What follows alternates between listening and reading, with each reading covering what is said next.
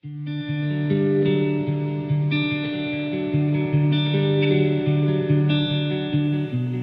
it's Pastor Kevin here. And I'm Stephen Older. And we just want to have a conversation where we give you guys some ideas for what maybe you want to give up for Lent this year. I know that's always a tricky thing for a lot of people, especially people who haven't done Lent before. And so we're here to help you out. One of the best pieces of advice I've been given about Lent is those things you think you can't live without. Those are the things you should give up for Lent. And so, Steve, what should the good people out there on the internet give up for Lent this year, you think? I think a good one that a lot of people like to do is social media.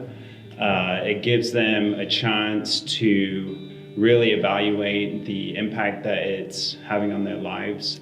Yeah, and that's a good category. I know another really popular one, and I definitely resonate with this, is coffee. I love giving up coffee for Lent, but I hate it. I shouldn't say it. I hate giving up coffee for Lent because it actually reminds me of how much my body has come to depend on this chemical substance called caffeine. And I know a lot of people joke and they say, oh, I'd be a horrible person if I didn't have coffee. And that is a funny joke. I laugh and I don't say anything right then, but I always think in my head, but would you be an even more horrible person without Jesus? And can I still be a good person and not have coffee? Yeah, one for me has been video games. That's something that I've given up, and it showed me how much time that I've been spending playing video games. Which is interesting because I always get video games for Lent, and for me it's exploration. Like I just love exploring these worlds, and I love getting out of this world because this world's so tough. It's so tough. And so for me, video games are such a great escape. And I think God could work through that too. But during 6 weeks of Lent, it's nice to be rerouted in this reality and to be sort of focused in that.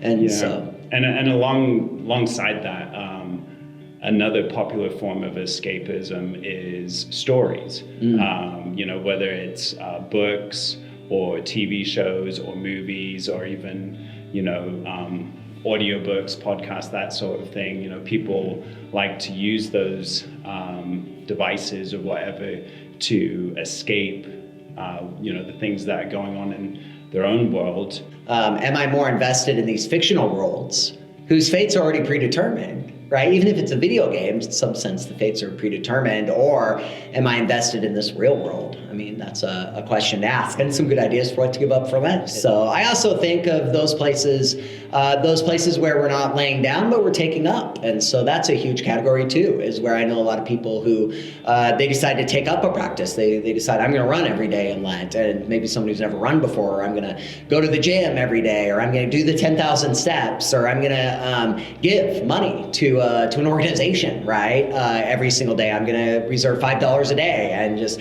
research. I think that's wonderful too. It captures the heart of Lent, where you're sacrificing by taking up a practice instead of laying that practice down. I think that's a healthy thing.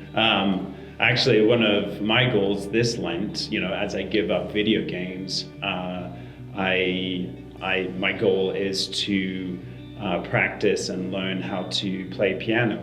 Yeah, which is huge. And other people take up prayer. They say, I'm going to pray for 15 minutes. I'm going to have a conversation with a friend. I know the very first time I did Lent, I said, I'm going to compliment 5 people a day. I'm going to be intentional in just complimenting 5 people a day. So, well, can you think of anything else? I mean, what else should people give up for Lent? I know YouTube has been one that maybe people don't necessarily think of as like social media. It can be social, but it can also be a lot of solitude, just digging through endless amounts of information. I personally wish that people would give up punching me in the face for Lent, and you know who you are. Just kidding, that's not a thing. So I have all kinds of ideas for how people can be nicer to me during this season. That's a joke. I know we want you to do Lent healthy, and we want you to do Lent safely, but we want you to grow spiritually. And I believe that growth happens through sacrifice and through being uncomfortable. That's a hard part of the Christian faith. It's a part we don't want to talk about that much, but all the more reason that we need to do the Lenten season. So hopefully you got some ideas out of this. Go ahead and share if you're watching this on anything. If you haven't given up social media for Lent, go ahead and throw down somewhere in the chat what you're giving up for Lent. If you have any good ideas that we didn't cover, throw those down. And we look forward to reading them and journeying through Lent with you. Thanks for joining us.